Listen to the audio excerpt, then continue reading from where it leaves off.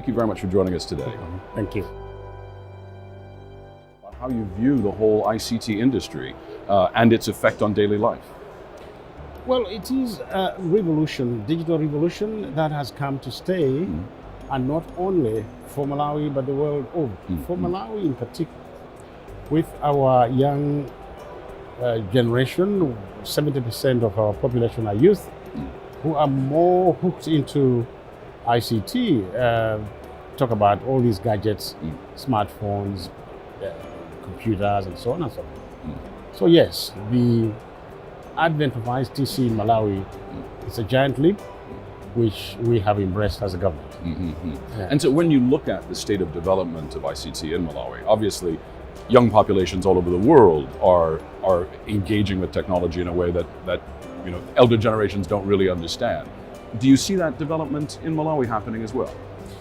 Yes, fortunately we have a leadership that is so transformational. Our head of state, Professor David Mtarika, from day one, 5 years ago, introduced community technical colleges. And one of the modules that is being taught is ICT. Now, it doesn't matter, we drop out at JC level, MCE level, you have the chance to be into this college where you train. But beyond that, we're also building communication centers, we're calling them telecenters. Idea is the entire population to at least be able to understand what we mean by data. Malawi is an agriculture-based economy. So we need our people, especially the 70% that are in the rural areas, to be able to follow the weather pattern, to follow the crop prices, name it.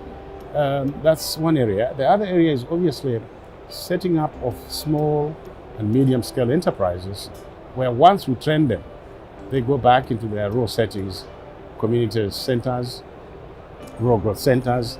They set up their own small and medium-scale. You see, it's a revolution that we cannot afford to sit back and just watch. And not be part of, exactly. Indeed. So Huawei opened an office in Malawi in 2008. Do you feel that they're making a contribution as well to this revolution? Yes, well, we are world leader in ICT. When they came in 2008, we were not sure of their commitment. But with time now, oh my God, they are partners in development, both social and economic development of the country. So much that through Huawei, we are rolling out into our rural areas with what we're calling fiber backbone infrastructure development.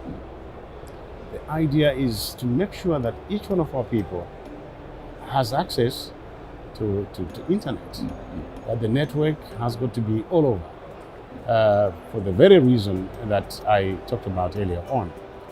When it comes to their social corporate responsibility, Huawei is also doing a lot to alleviate the lives of the underprivileged.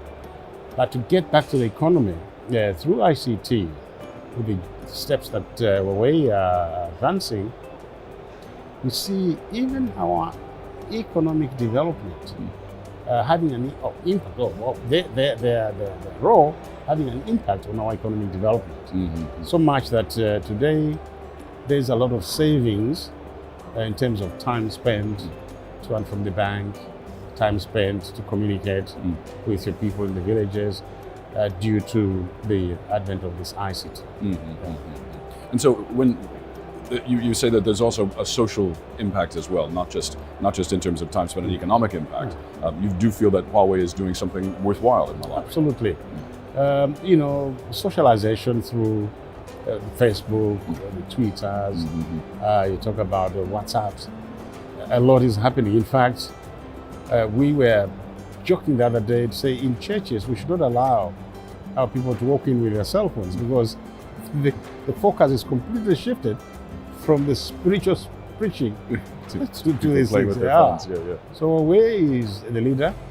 They are the main supplier of both soft and the hardware. We have two service providers, the Airtel and the TNM. They work very, very closely with Huawei in view of the small market that we have.